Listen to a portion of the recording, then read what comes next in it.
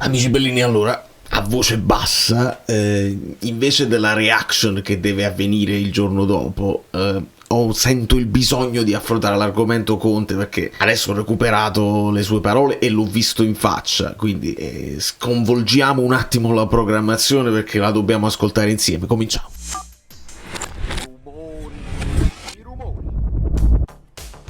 Tra l'altro penalizzo me stesso, se vogliamo, perché so che la reaction, se la posto domani, non avrà tanta rilevanza. Magari l'analisi tattica lo avrà ancora, ma in questo caso, secondo me, l'analisi tattica viene dopo. È più importante capire come avere il polso della situazione in casa Napoli. Do il benvenuto a Fabio Volpe e ai molti nuovi iscritti che si sono affacciati. Io vi ringrazio sempre. E ricordate che quando vi chiedo il like non è perché magari siete d'accordo con me, è per semplicemente un riconoscimento virtuale, gratuito, all'impegno che c'è, perché l'impegno nel parlare del Napoli tutti i giorni io ce lo metto con grande passione. E andiamo ad ascoltarlo, perché in questo caso divide, lo leggo tra i commenti che divide quasi 50-50, non riesco a capire qual è il mainstream. Di conseguenza non mi si accusi mai di dire una cosa per avere l'approvazione, più visualizzazioni, perché in questo caso dico una cosa, ne scontento un altro.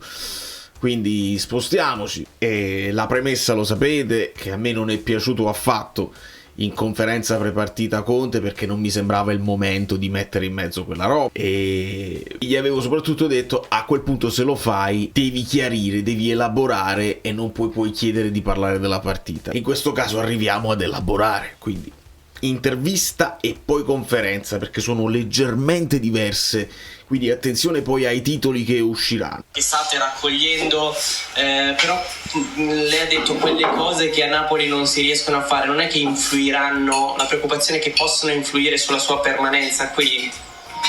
Guarda, io a Napoli mi sono integrato benissimo, ci vivo benissimo, sto benissimo, anche la mia famiglia si è integrata. Si mangia alla grande, c'è sempre il sole, il tifoso napoletano ti fa sentire partecipe. Niente, noi ho detto dobbiamo vivere il presente, sapendo che da parte mia ci sono tutte queste situazioni favorevoli, però la gente, sai, la gente vuole vincere, la gente ha ambizione.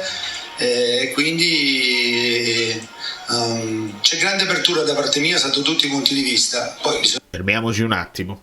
Già il fatto di esordire, no? Introdurre la cosa di io a Napoli sto bene, e parla di Napoli città, perché parla di una serie di cose che riguardano Napoli città. Il sole, si mangia bene, si sta benissimo, ci introduce il concetto di famiglia di cui abbiamo parlato ieri in live, molto interessante. E Conte non è stupido. Conte sa dove poi De Laurentiis ha sottolineato e ha spinto per creare dei mostri nei confronti poi del popolino. Perdonatemi, ma lo devo dire, io devo dire come me la sento, non posso fingere. E quando De Laurentiis dice non aveva la napoletanità, non gli piace Napoli, vuole andare nella nebbia, l'ha detto a tutti, insomma. E lì lui attecchisce a quelli di livello un po' più basso, che insomma si beano di questa roba qua, quando invece poi sappiamo che questi sono professionisti che non devono avere la napoletanità per forza. Però evidentemente se Conte esordisce così è perché sa dove si andrà a parare, e lui parla in questo momento, sta parlando di totale apertura, perché lui si trova bene nel posto, totale apertura per tutte queste cose positive che lui vede. Il napoletano ti stimola, ti emoziona, dopo dirà mi emoziona il tifoso, ma il tifoso vuole vincere. A vedere la realtà quale sarà, noi continueremo ad andare avanti, però grande apertura, perché ripeto, io a Napoli sto bene e ho trovato una piazza che mi dà emozione, questo è molto importante. Però sapete benissimo che nel calcio chi mi prende comunque io porto aspettative, e le aspettative me le metto da solo, chi prende Conte dice o arriva primo o arriva secondo, anche se arrivi decimo, e devi lottare per vincere lo scudetto, non basta lottare per arrivare in Europa, cresce l'ambizione, crescono aspettative, cresce tutto. Io mi metto a capo e posso fare da garante su tutto, però non sono stupido se non ci sono i mezzi necessari per fare questo. Caspita, insomma, non sono stupido, questa lui la lascia così, però dopo la elabora in conferenza, dove sembra quasi non volerci ritornare, voler parlare della partita, però poi elabora e la chiarisce ancora di più. Lui è consapevole del nome che si porta, della nomea che si porta, però poi deve trovarsi anche nelle condizioni di non rovinare la sua stessa reputazione. Potete vederla come egoismo, ma stiamo parlando anche di uno che, se fa bene, e lo fa bene con la nostra maglia, fa bene anche la nostra maglia, fa bene anche la squadra. Facciamo un attimo un passo indietro, perché prima di questa domanda lui parla della partita. Con l'inserimento di Jack, di Raspadori, sono partite che sulla carta sono facili, però c'è una posta in palio talmente alta che c'è una pressione veramente, io l'avverto nei confronti dei ragazzi, anche perché tanti di questi ragazzi comunque un testa a testa forse è la prima volta che lo stanno vivendo, e un testa a testa inaspettato perché, ribadisco, poi si potrà dire quello che volete, stare lì è qualcosa di veramente, per me, inaspettato e straordinario, ecco, per tutto quello che stiamo facendo. Quindi onore a questi ragazzi, merito loro, e io sono contento che continuiamo comunque a dare fastidio. Insomma, a me sembra molto sincero quando lui dice: non me l'aspettavo neanche io, probabilmente, di andarmi a lottare punto a punto lo scudetto con lì. E come ne parlavamo, vi dicevo ieri in live, lui non è che ha scaricato i calciatori, anzi, con il suo gruppo lui cerca di difenderseli, se li sta abbracciando per quello che stanno facendo. Questo è un passaggio fondamentale, perché se una delle cose che mi era piaciuta di meno nella conferenza prepartita era come aveva comunque presentato alla partita Rafa Marin, mentre nella conferenza poi dopo lui lo presenterà molto meglio. Dario Mastroianni. Io vado di nuovo, mister, buonasera, invece sulla cronaca, su quello che avrà a disposizione e avrà da fare da qua a fine campionato, in particolare su Neres, se ci può dire di che entità è il suo problema di ieri, l'affaticamento, e come è gestibile, se ce l'avrà magari a disposizione settimana prossima. Ma guarda, Neres nell'ultimo allenamento praticamente ha avvertito un piccolo problema al solio. Nell'ultimo periodo abbiamo avuto un po' di problemi al solio, non so se sono i campi di Castelvolturno, perché anche i campi dovrebbero essere rifatti, invece continuano ad essere quelli di prima, però diversi infortuni stanno accadendo sempre in quella zona, e niente, ne prendiamo atto, stiamo zitti, continuiamo a lavorare, magari rifacessimo anche i campi, saremmo un pochettino più contenti. Allora, se lui mette in mezzo i campi, prima di tutto lui dice: non so se sono i campi, però è chiaro che l'accusa è lì. Evidentemente, quello che io intuisco dal suo sguardo e dall'inflessione anche delle sue parole è che ne avessero parlato. Sembra, e ripeto ancora una volta, non lo posso sapere, ma se lo scazzo che avviene poi in conferenza prepartita è frutta non del che sfortuna, mi manca Neres di nuovo e ho preparato una partita con Neres, ecco perché non mette subito Raspadori, probabilmente perché devi ricambiare il piano gara, eccetera eccetera. L'avevi pensata con il doppio play, con Neres che si doveva trovare isolato, e invece hai semplicemente swappato Neres con Spinazzola, con caratteristiche diverse, senza cambiare il volto di tutta la squadra, perché con Raspadori devi fare tutt'altro. Quindi non era solamente che ti viene a mancare Neres e quindi ti viene a mancare il piano gara. Sembra a me che Conte avesse subdorato la cosa e avesse probabilmente detto: signori, guardate che i campi non sono in grandissima condizione, li vogliamo cambiare, li vogliamo rizzollare, non so tecnicamente cosa si può fare e se si può fare in breve tempo una cosa del genere, ma l'impressione è che lui l'abbia chiesto e non l'abbia avuto. Allora quando lui poi dice non è solamente la questione del mercato di gennaio, è una serie di cose, e quando ci dice certe cose a Napoli non si possono fare, posso immaginare che magari questa questione dei campi sia una delle questioni. Poi il resto, la stampa o alcuni tifosi anche nostrani, anche la stampa nostrana, potrà dire che Conte accampa scuse perché purtroppo è nel suo curriculum quello di lamentarsi di alcuni dettagli a prescindere per difendere il proprio lavoro e per scaricare le responsabilità. A me sembra molto sincero, e per quanto riguarda i campi, visto che gli si fa giustamente la cosa, dici ma noi 2 anni fa abbiamo vinto con Sarri eccetera eccetera, non c'erano gli stessi problemi, c'erano pochi infortuni. È vero, è giusto, io qua mi rifaccio a Guido perché ha avuto un'intuizione in live che a me non era venuta. I campi possono anche aver bisogno di una manutenzione che tu, visto che dovevi lasciare Castelvolturno e poi hai chiesto la proroga, ma in realtà dovevi mollare 1 anno, 2 anni fa, probabilmente tu questa manutenzione non l'avevi più in programma, e se hai intenzione tra 2 mesi, tra 3 mesi massimo, di andare a mettere un'altra pietra da un'altra parte, tu avrai detto, penso io, non ho proprio la certezza, ho detto fai con questi, non ci mettiamo a fare nessun lavoro perché tanto i campi non sono nostri e a noi non restano, quindi perché mi devo mettere a fare i lavori ai campi? La paura mia è che questa è una delle cose scatenanti insieme alle altre che ha dato fastidio a Conte, e finché le cose vanno tutto bene, va tutto bene, tu stringi i denti, chiudi un occhio così. Se invece poi ti arriva il problema e l'avevi subdorato, l'avevi anticipato e non si è risolto, è chiaro che vai su tutte le furie perché ti stai giocando la possibilità di una cosa straordinaria al primo anno, di entrare nella leggenda assoluta personale e anche del Napoli, e ti può venir meno per una serie di dettagli non trascurabili. Poi si va in conferenza. Avete agganciato l'Inter, missione compiuta, ed era quello che bisognava fare. Sì. Non senza un po' di apprensione nel finale, ma è ovvio che insomma quando i punti cominciano a pesare di più sia naturale questo. Vorrei sapere se è soddisfatto di quello che ha visto, ovviamente della vittoria, e se ha ripensato a quello che ha dichiarato ieri, se lo ridirebbe o meno in merito alla programmazione, diciamo così, sintetizzo. Ma iniziamo a parlare della partita, è meglio, senti a me.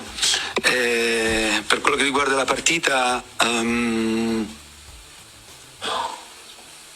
le gambe iniziano a essere pesanti, soprattutto quando ti trovi a lottare per qualcosa di inaspettato, qualcosa che secondo me è inimmaginabile, perché se qualcuno avesse detto che inizio anno il Napoli avrebbe combattuto con l'Inter con 40 punti di distacco e con 20 punti di distacco le altre squadre come Juventus, Milan, Atalanta, secondo me qualcuno sarebbe stato internato. Quindi quello che stiamo facendo è qualcosa di incredibile, è qualcosa di inimmaginabile, e però ci deve far capire che stiamo andando veramente oltre tutti i limiti. Mi fermo. Tra i 2 racconti c'è sempre questa cosa, non è nessun miracolo perché ti hanno fatto il mercato da 150, ti hanno preso McTominay eccetera eccetera. È vero, però dovete vederla sempre nell'ambito di una squadra che anche negli elementi migliori l'anno scorso, con gli elementi di forza anche dello scudetto, non si riusciva a cavare un ragno dal buco. Quindi prima di tutto bisogna dare merito del recupero di quelli che già c'erano. Faccio l'esempio di Di Lorenzo perché è quello che meno aveva dato l'anno scorso e che quest'anno si è rimesso in carreggiata, è sembrato di nuovo il capitano, perché ovviamente oltre alle prestazioni c'era anche quell'idea dell'uscita verso una squadra in particolare. Insomma, aver fatto rientrare quella cosa là non è da poco, ed è in questo che probabilmente Conte è un unicum che ha aiutato alla situazione, perché un altro allenatore con meno curriculum, meno credibile, probabilmente è difficile pensarlo, ma io non credo che saremmo lassù con un altro allenatore qualsiasi. Poi quando parla delle gambe che si fanno più pesanti e la pressione che aumenta, vi devo far vedere una cosa. Vi parlavo della faccia di McTominay al fischio finale. Questo è Di Lorenzo che applaude ai tifosi a fine partita quando vanno a ringraziare.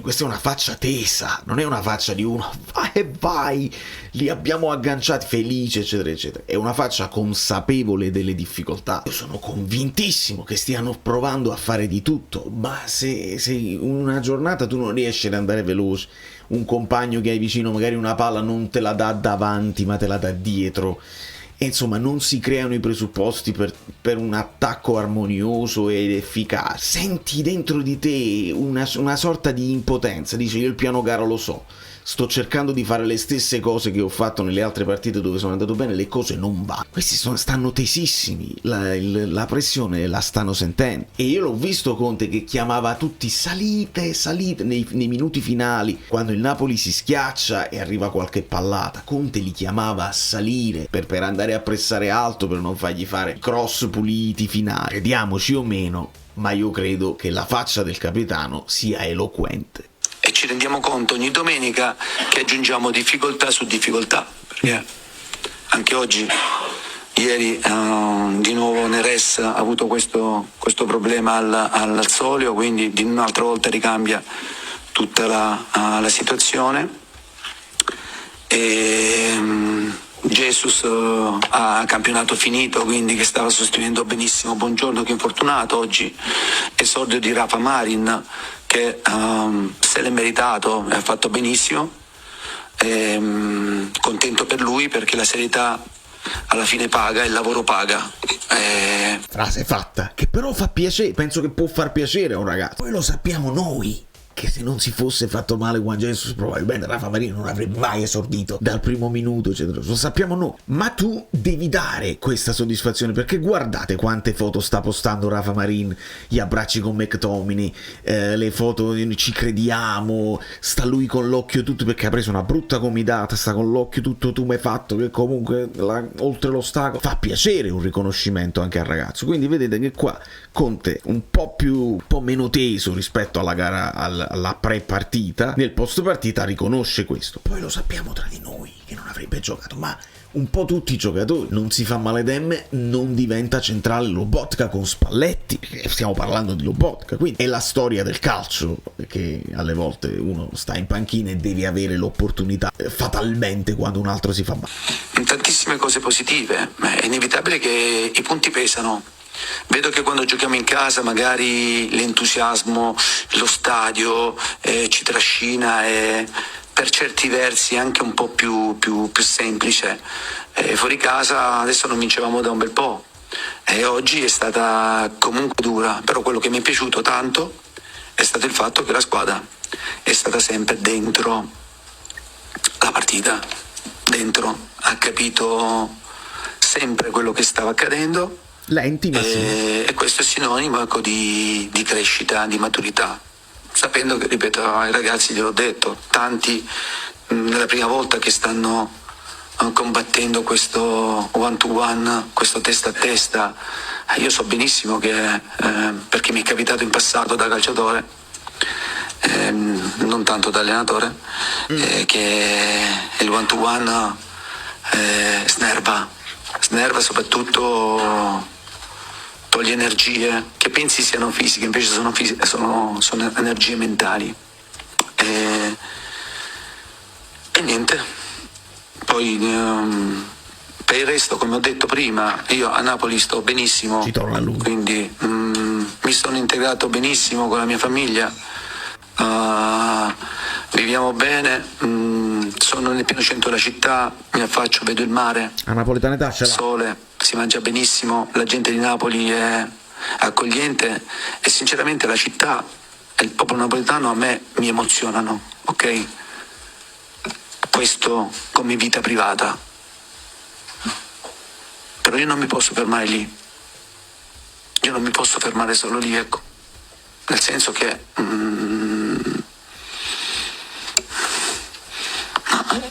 io porto con me una responsabilità e voi stessi siete i primi ad additarmi che c'è Conte, allora deve vincere lo scudetto, ma se non arriva prima arriva secondo, ma per quel motivo? Fatemi capire. Vedi quando poi in conferenza lui elabora molto meglio rispetto all'intervista. Non è che lui si dice da solo, quando uno prende Conte arrivi primo e secondo e quindi c'ho questa pressione. La elabora meglio e dice voi siete i primi, voi della stampa, è arrivato Conte e bisogna arrivare per forza primi o secondi. Ma chi te l'ha detto? E vedete come io stavolta non taglio nemmeno le sue pause, perché nelle sue pause dovete intravedere un uomo che sta riflettendo e che secondo me è estremamente sincero in quello che sta dicendo. Io sono convinto che lui ha sentito quell'affetto preventivo, come i vostri like preventivi, affetto preventivo nei suoi confronti, e sentiva il bisogno di dare, di ridare alla gente. Però perché mi dovete dare questa responsabilità? Siccome mi date questa responsabilità, io questa responsabilità purtroppo la sento, e io non voglio deludere le persone, non mi voglio mettere a capo di alcune situazioni che devono essere un miracolo e non devono essere frutto invece di una grande programmazione seria fatta nel tempo. E quindi niente, è uno 0-0, sapendo che stiamo facendo cose belle. Io ho grande stima, ho grande affetto per il presidente, per la sua famiglia, perché se sono a Napoli è per loro, per cercare di dare, mi hanno chiesto una mano e io sono venuto a Napoli per dare una mano. Lo 0-0 credo sia quello che spesso ci siamo detti, cioè io ho rilanciato me stesso e tu hai rilanciato il Napoli, perché Conte ha rilanciato il Napoli e il Napoli ha rilanciato Conte, quindi questo è lo 0-0 secondo me che si riferisce lui. Però mi sono reso anche conto che il tifoso napoletano non sta contenta che ti piace il mare, la pizza, il mandolino o la canzone o che stai bene. Il tifoso napoletano vuole vincere, ha l'ambizione di vincere, e se non vince diventa anche cattivo. Vedi? Io devo calcolare tutto perché non sono stupido. Ripeto, io mi metto grande pressione, però la pressione me la devo mettere e devo comunque avere armi poi altrimenti sarà un gioco al massacro. Fermi, è proprio così. E quando io vi dicevo ci metterà poco poi il tifoso medio eccetera eccetera, che adesso esalta Conte, quando arriva Conte adesso lo esalta, adesso lo protegge, adesso gli concede qualsiasi cosa, anche dichiarazioni fuori luogo, anche partite non eccezionali, finché arrivano poi i risultati. Ci sarà sempre una divisione, ma poi il tifoso, lo sapete, il 77 è un numero che non si può dire più, perché è il peggiore traditore.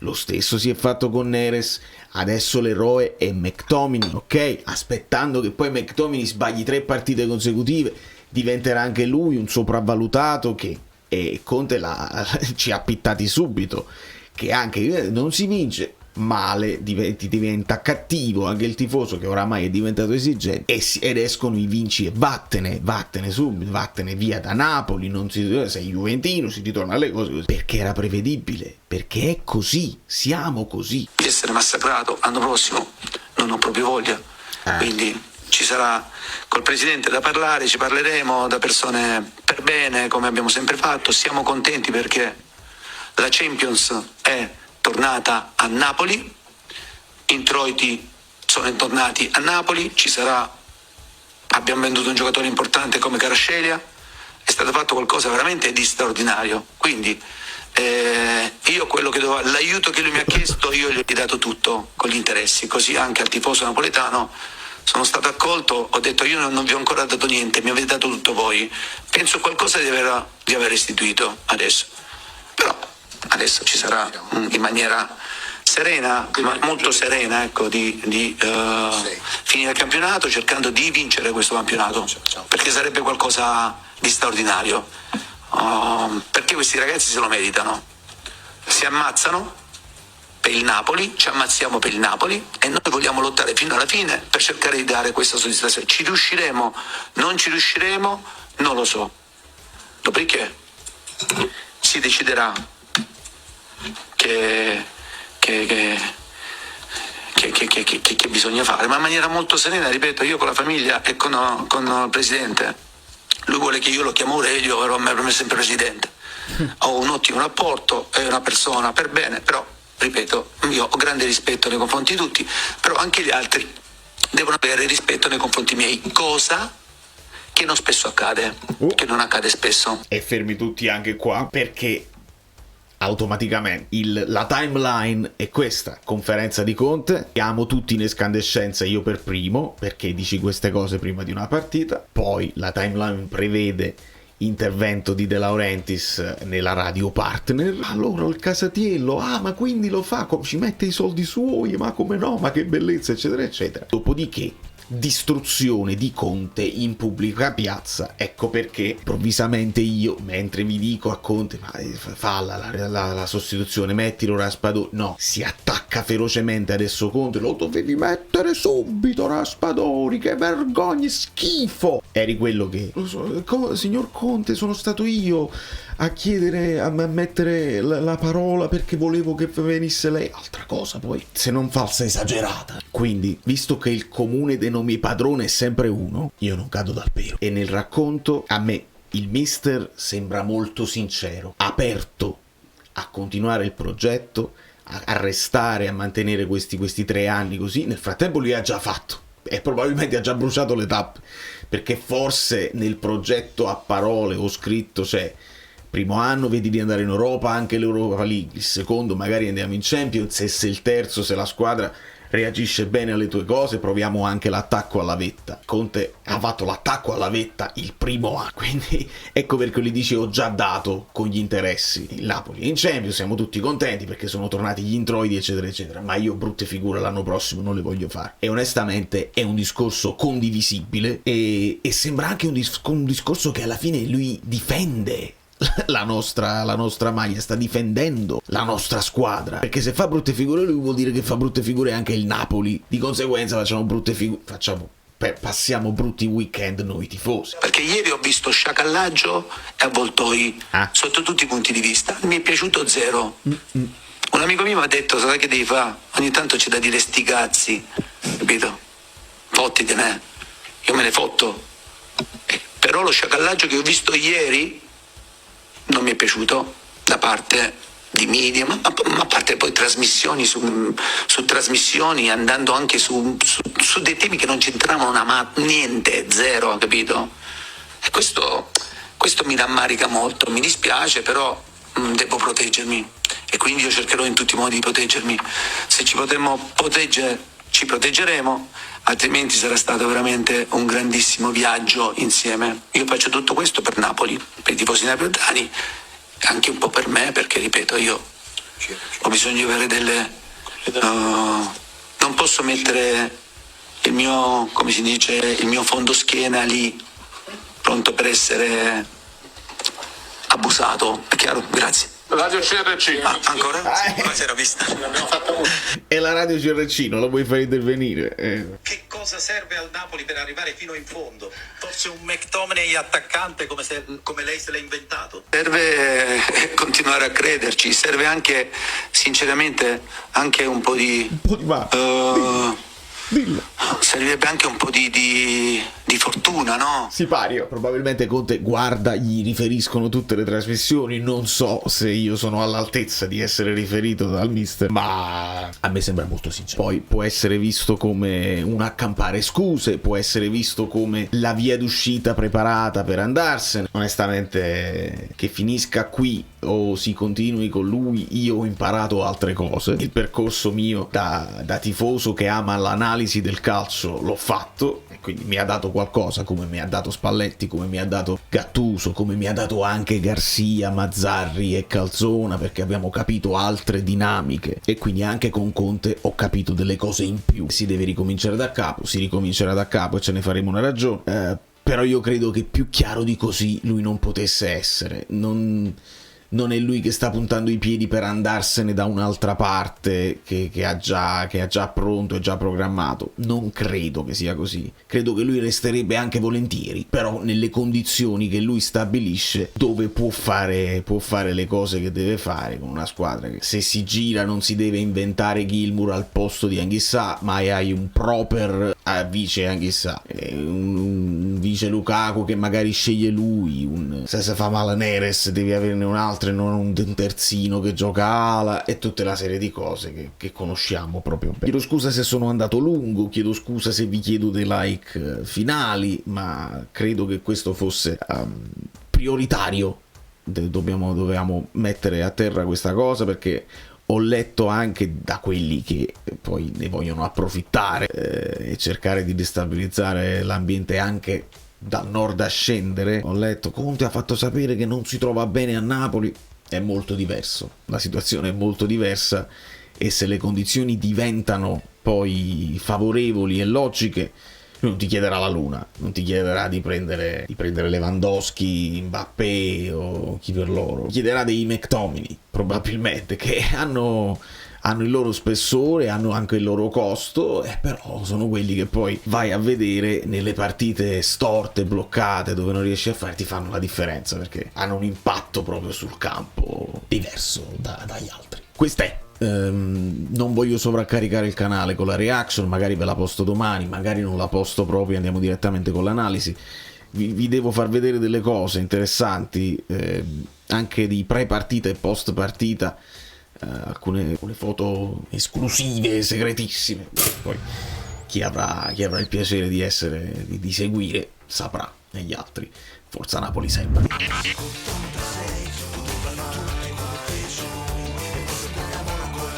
Life, into the rain.